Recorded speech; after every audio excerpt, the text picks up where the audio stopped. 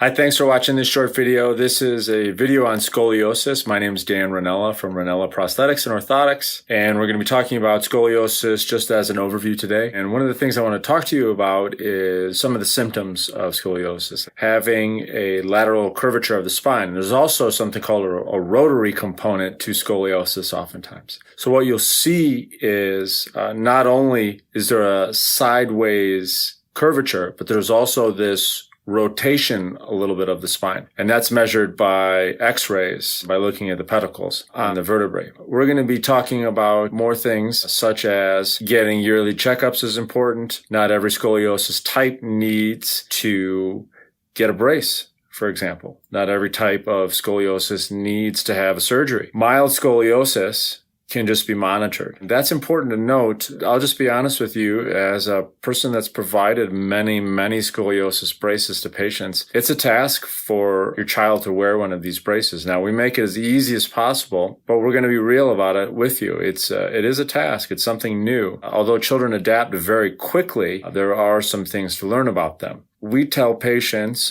how to put the brace on, and that might sound very simple to you, but there's actually different ways to do this, especially because the spine changes a lot when a person sits down, when they stand up, or even when they lay down. Not only does the spine change, but the volume around your abdomen changes immensely. And so if you put a brace on and sitting, well, you go to stand and it doesn't quite feel snug anymore. And you can imagine that you lose some of that correction on the spine. If a brace is loose, what are we doing? We recommend that you get a custom one. You don't necessarily have to come see us for it either, but we do recommend that you go see an orthotist. I think that's a very good idea. They can make your brace custom to you off of a 3D scan or measurements and a cast, like with a fiberglass cast or a plaster cast. Your orthotist will also work hand in hand with your doctor. We do always recommend that patients actually send us information about an in-brace X-ray.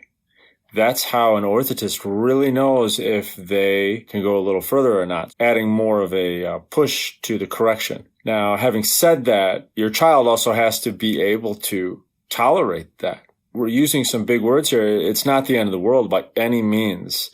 But we have to remember we're not only treating the diagnosis, but we're also treating the patient. Things like that matter. So we usually increase by 1/4 inches and just see how the child is doing with it. As far as wearing parameters goes, that is something that we leave up to your doctor. As a licensed brace person, we usually tell patients, hey, I'll show you how to do this. I'll make this orthosis, this TLSO brace for scoliosis, and I'll show you how to use it.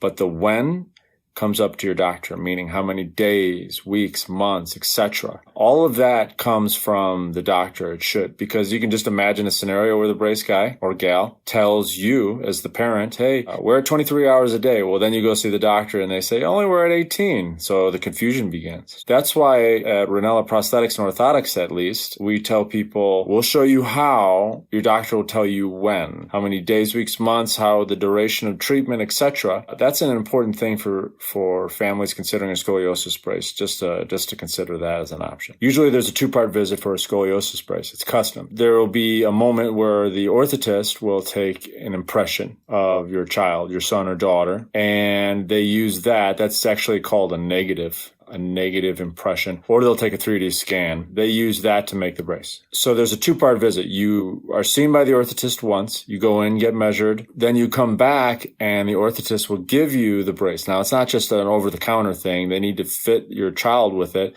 and make sure that they feel good inside the brace. Sometimes they make them 1 inch long because they never want to be short, which is not a bad idea by any measure. So if the brace is slightly long, don't worry. The orthotist has all the tools they need and they can trim the brace. There's a 2-part visit.